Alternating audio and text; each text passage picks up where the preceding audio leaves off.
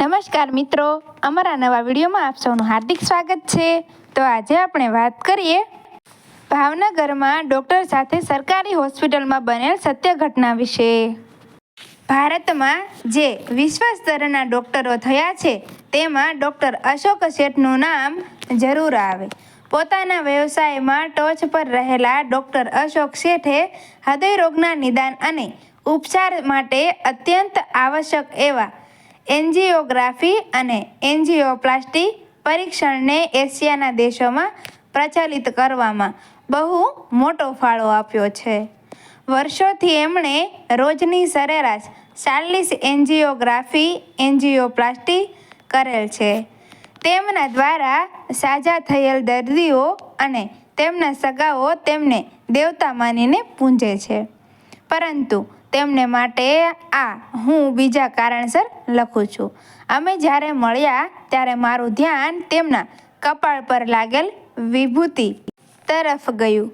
હું કાંઈ બોલું તે પહેલાં એમણે સમજાવ્યું, હું સત્ય સાંઈ બાબાનો ભક્ત છું। આટલા વિખ્યાત ડૉક્ટર જે વિજ્ઞાન અને તર્કશાસ્ત્રના આધારે બધું મૂલવતા હોય તે કોઈ ઉચ્ચતર શક્તિનો સ્વીકાર કરે? મેં તેમને પૂછ્યું, તમે આ બધામાં માનો છો? તેમણે તરત જવાબ આપ્યો, ઓફકોર્સ, હું હમણાં બહાર જાઉં અને મારો ડ્રાઈવર કારનું બારણું બંધ કરતો હોય ત્યારે મારો હાથ તેમાં સગદાઈ જાય તો શું થાય?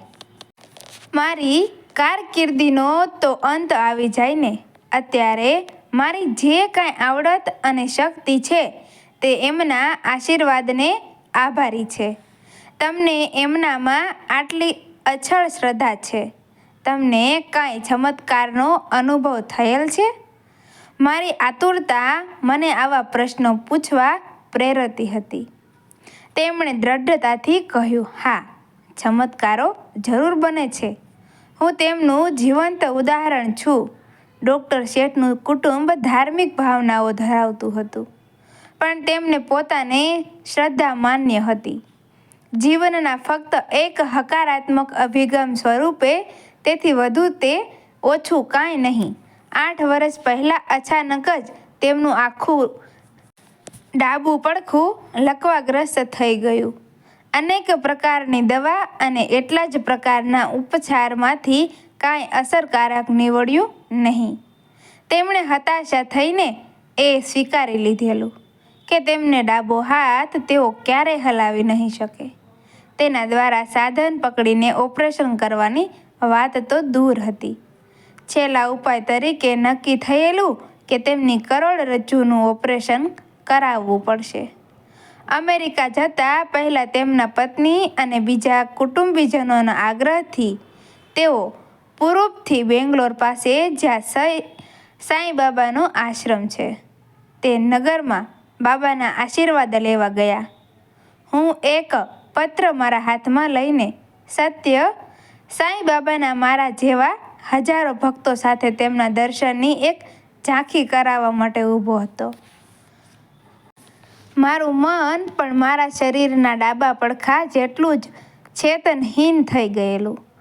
એ તદ્રાવસ્થામાં જ મને ખ્યાલ આવ્યો કે બાબા મારી પાસે આવ્યા।